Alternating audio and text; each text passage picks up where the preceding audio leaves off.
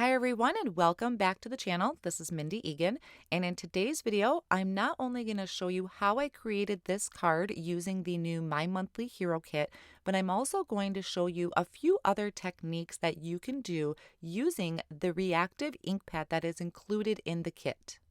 Included in the kit for March 2021 is a large 6x8 clear stamp set, 7 frame cuts, the reactive ink palette, a water flow brush, 6 bookmarks made out of pure white cardstock, and the rainbow hemp cord, which it comes in 6 meters. So not only is this kit great if you're a book lover, but it's also great for just sending some regular greeting cards. Here's a look at the 6x8 stamp set and the frame cuts. And some of the sentiments included on the stamp set are: have a novel birthday, you're a real page turner, you're literally amazing, and to make a long story short, I miss you. And there's a couple other ones on here as well, but these are really great for just sending some general greeting cards. Here's a look at the reactive ink palette and the water flow brush. I'm going to show you a couple different techniques that you can use this reactive ink palette for. There's also the bookmarks there if you prefer to make some really fun designs on your bookmarks, and the hemp cord.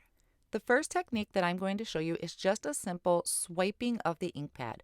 So I'm just taking the ink pad and I'm pressing down firmly. The harder you push, the more vibrant and more color you're going to apply, and I'm just dragging that across the top of my white cardstock.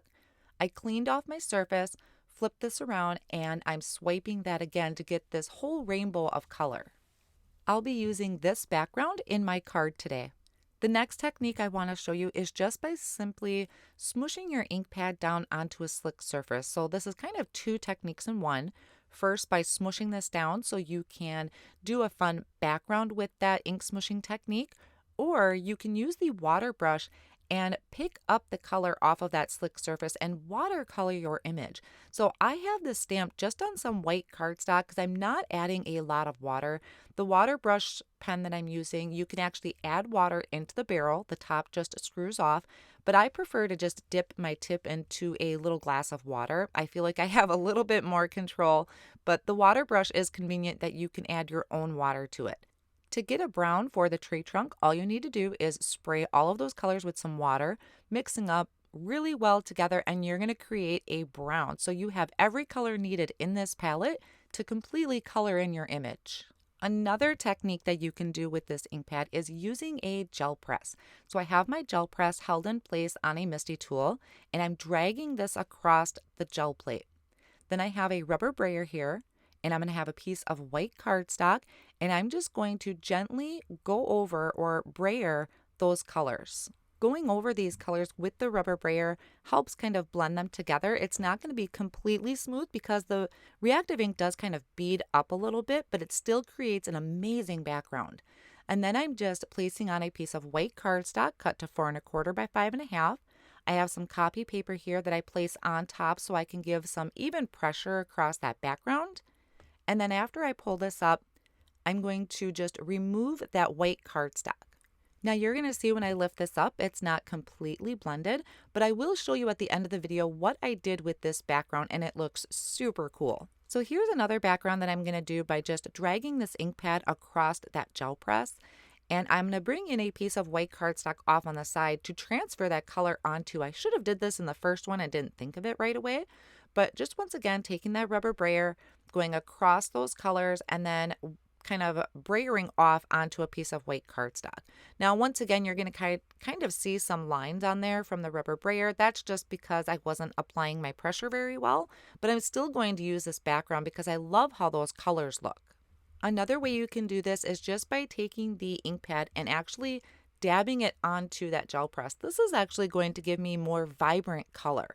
So I'm just kind of stamping that ink pad down onto the gel press, going over that with my rubber brayer, and then I'm going to transfer that color over, and you can see it's a lot more vibrant than when I was dragging the ink pad across.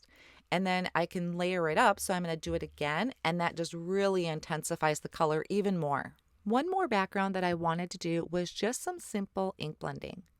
I'm starting with Fruit Punch Reactive ink and a piece of white cardstock that's 4 1/4 by 5 1/2. And using just a mini foam blending tool, I'm going to start ink blending on that Fruit Punch. I'm only going to use 2 colors today for the background. Starting with that fruit punch at the top, I'm going to add that color blending down towards the middle, and I will go over it a couple times just to help intensify that color. Then I'm going to bring in Creamsicle, adding it right under the fruit punch, blending those two colors together, just going over that line to help kind of smooth out that transition.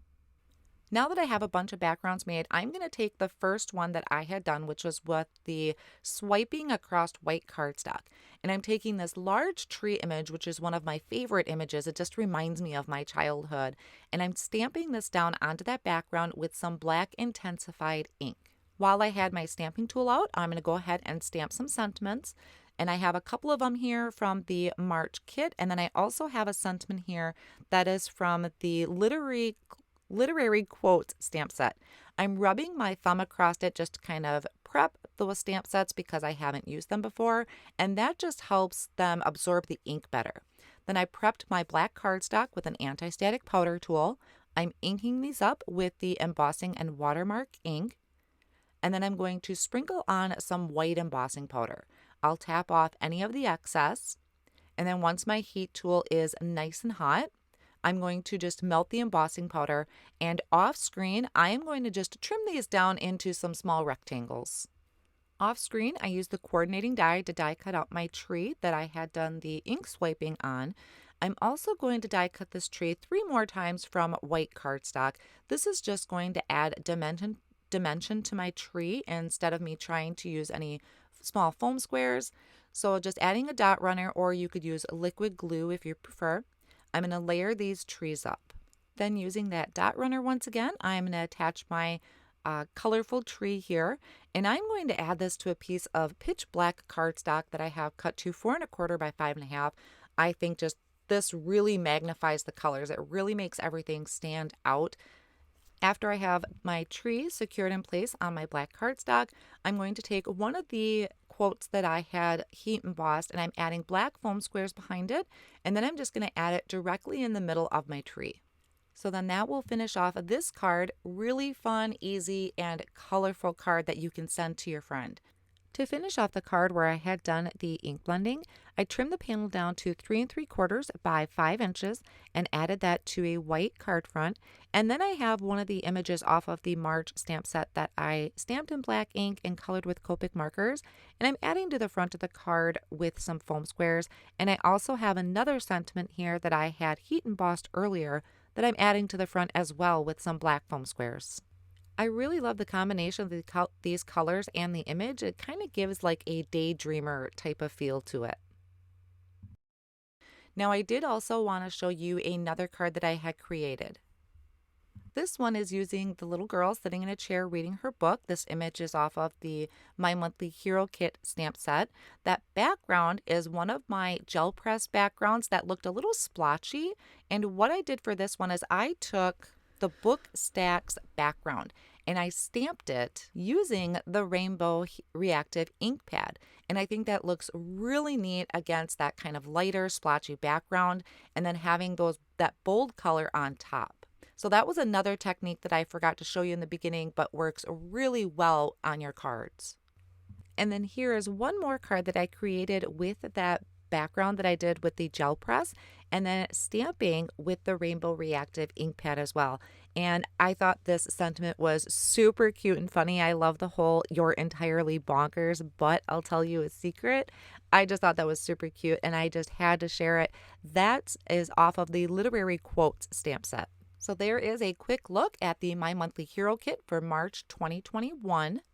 I hope this gave you lots of ideas how you can use the kit and the tools that come with it. Thank you so much for joining me today, and I'll see you again soon.